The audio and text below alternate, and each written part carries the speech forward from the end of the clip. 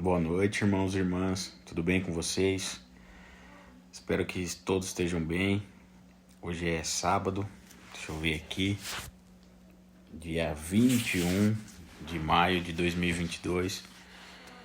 A gente vai dar continuidade aqui à leitura do capítulo 6 do Evangelho que escreveu Marcos. Amém? Então, Jesus prega em Nazaré, é rejeitado pelos seus. Tendo Jesus partido dali, foi para a sua terra, e os seus discípulos o acompanhavam.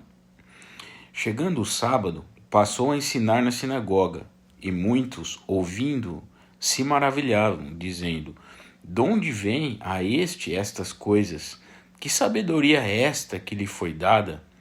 E como se fazem tais maravilhas por suas mãos? Não é este o carpinteiro, filho de Maria, irmão de Tiago, José, Judas e Simão? E não vive aqui entre suas irmãs? E escandalizavam-se nele. Jesus, porém, lhes disse: Não há profeta sem honra, senão na sua terra, entre os seus parentes e na sua casa. Não pôde fazer ali nenhum milagre, senão curar uns poucos enfermos, impondo-lhes as mãos. Admirou-se da incredulidade deles, contudo, percorria as aldeias circunvizinhas a ensinar. As instruções para os 12. Chamou Jesus os 12 e passou a enviá-los de 2 a 2, dando-lhes autoridade sobre os espíritos imundos.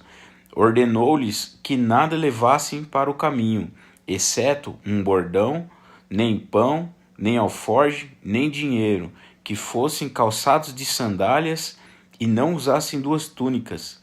E recomendou-lhes: Quando entrardes em alguma casa, permanecei aí até vos retirardes do lugar. Se em algum lugar não vos receberem nem vos ouvirem, ao sairdes dali, sacudi o pó dos pés em testemunho contra eles. Então, saindo eles, pregavam ao povo que se arrependesse. Expeliam muitos demônios e curavam numerosos enfermos, ungindo-os com óleo. A morte de João Batista. Chegou isto aos ouvidos do rei Herodes, porque o nome de Jesus já se tornara notório, e alguns diziam: João Batista ressuscitou dentre os mortos, e por isso nele operam forças miraculosas. Outros diziam: é Elias. Ainda outros: é profeta como um dos profetas. Herodes, porém, ouvindo isto, disse: é João, a quem eu mandei decapitar, que ressurgiu.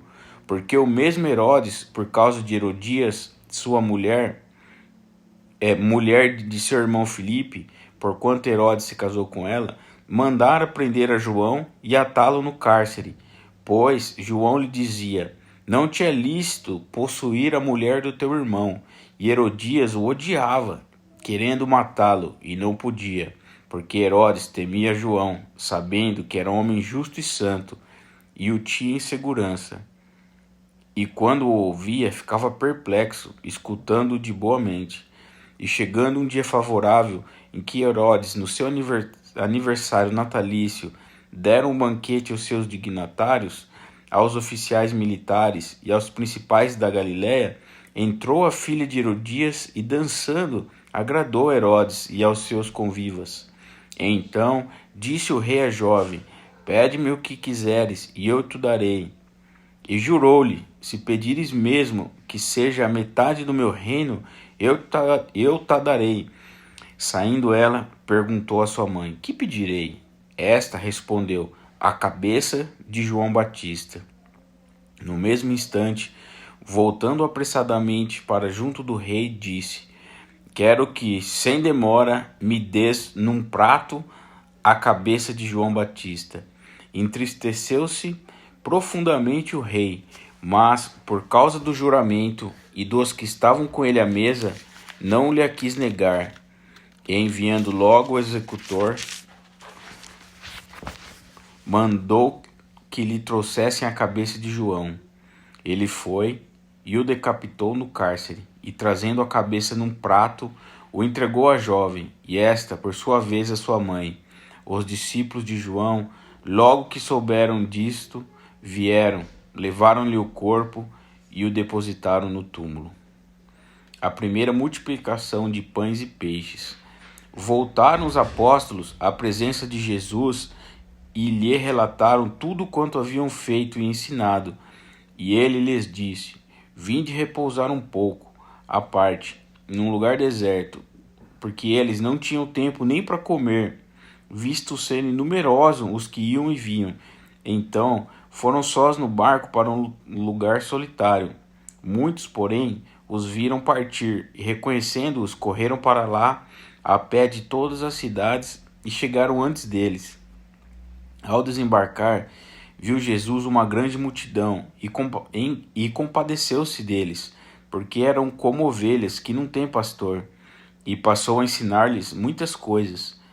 Em declinando a tarde, vieram os discípulos a Jesus e lhe disseram: É deserto este lugar, e já é avançada a hora.